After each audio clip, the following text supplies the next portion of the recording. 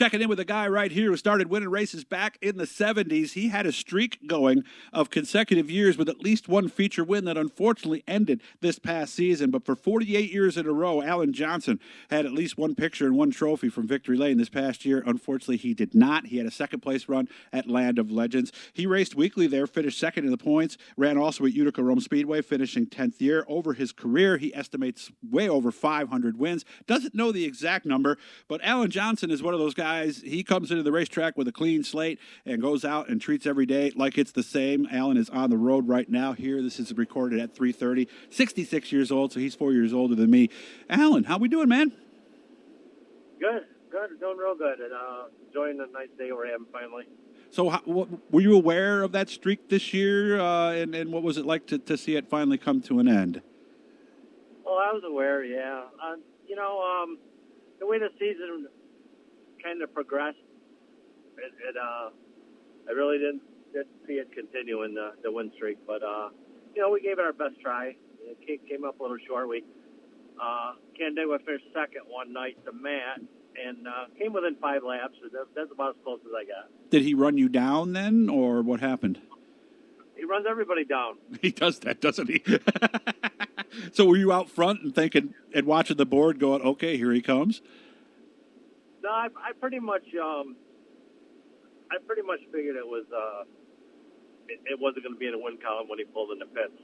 Oh, so you kind of had a feeling. Something about him at that track. Well, actually, at pretty much any track he goes to. I mean, what did he win? 11 out of 14 at Utica or something like that?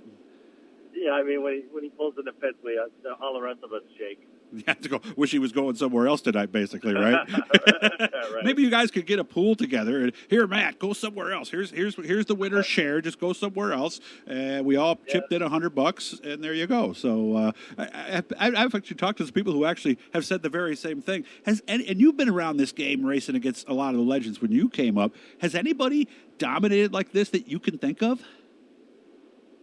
Well, not for this long, obviously. So there has been. Well, you had some. Yeah. I've had years where we've been over 30 wins. Never 40 though. No. Did Matt hit 40? Yeah, I think he's had 40 the last couple of years, if I'm not mistaken. I know he's had at least 1 or 2 years with over 40. So it really is unprecedented, isn't it? Yeah. We never came close to that. I don't think. No. So when he passes you, what is he doing? I mean, is it the whole team? Is it his driving ability? Is it the fact he runs his own show? Is there any one thing you can think of that makes him who he is now? Oh, no, it's definitely the whole thing, And he probably does his homework, better than anybody. He's well ahead of the game. He's ready to go to Oswego, a month before he's there. He's in a position where he can do that. And, it takes a lot of preparation, and he's just got the whole package. Okay. So what are you doing in your shop right now? In Mark's shop, I go to Mark's a little bit, a couple of days. I'm at home a lot right now, trying to do things I should have done all summer, but I'm just tearing the cars apart. So are we down to bare frames yet, or is that still a few weeks away, maybe? No, not yet. Yeah, I got the motor out of one and don't quite have the motor out of the other one yet. Okay. Any advice to some of these people who might be only a few years into this, who might be sitting there wondering, what the heck do I even look at as I'm taking the car apart? Are there some certain things that you're always checking out? Well, I always, no, not really. The only thing I like to see is every time I loosen a bolt, it makes me smile to see it's tight. Gotcha. Okay. I hate finding loose bolts, because there's no reason for that. And I've lost races because of that. I've had yokes fall off rear ends. I've had all kinds of stuff just because things were loose. So it is really true. You win races. Go ahead. I'm sorry. So I like to make sure that things are the way they're supposed to be. That's all. Like I know I drained the radiator out of the small block this morning, and it was probably half a gallon to a gallon light on water. And come to find out, I think it's got a bad radiator cap on it. But, you find little stuff like that. Okay, all right. So what the old adage that you win races at the shop is really true, isn't it?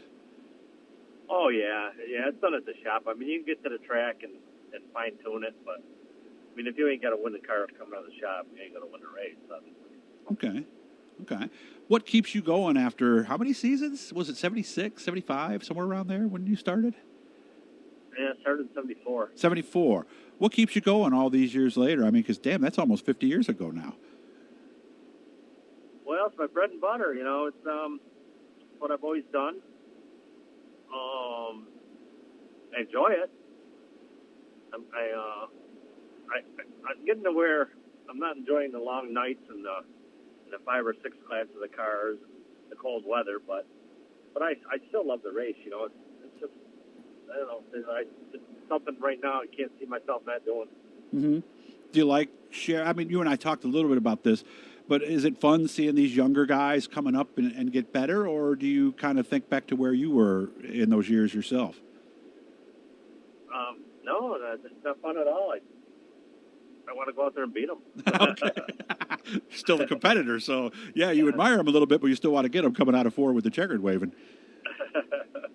Yeah, I don't want to give them any breaks or nothing, you know. But there are some good ones coming up too. You know, we got a good local kid there, Alex Payne. He's amazing. He won a heat down Charlotte. I saw that. And you know, he's above the. I think he's that's young one I can see right now coming up through. But there's a lot of young guys, you know. But you know, the unfortunate part is it takes so much money, you know. Yeah. More than it's ever taken, and it ain't going down either. I mean, we're talking about $55,000 for a roller nowadays. Do you think we'd ever get there? Well, you know, it's not only that, but just going nightly, you know, when you're paying $250 for a tire and almost $15 for a gallon of gas, boy, that's ridiculous. Yeah. Well, some of the guys have told me too that with the left side panhard and the short rods and everything, the cars are a lot more. What's the word I'm looking for?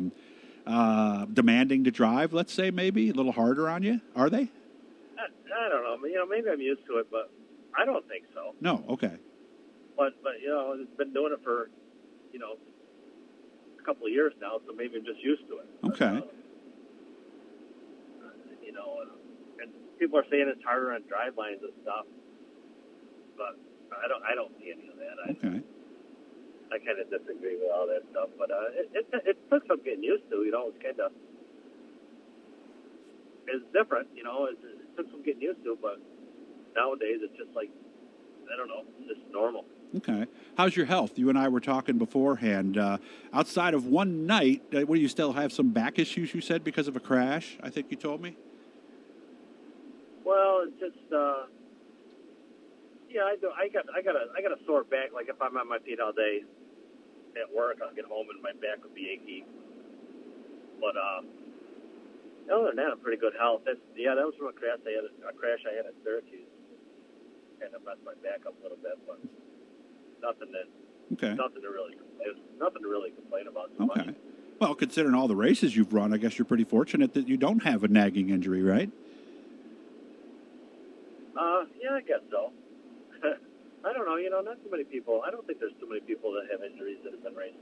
Well, I know a lot of people with bad backs. I know a couple. I'm not going to mention any names because of HIPAA and stuff, but I know a couple guys who've had to drop out. So we will be back. I know you're going to have your plans announced here soon, and I'll get back with Alan when he gets that. But we are coming back next year, and we're already working towards that, correct?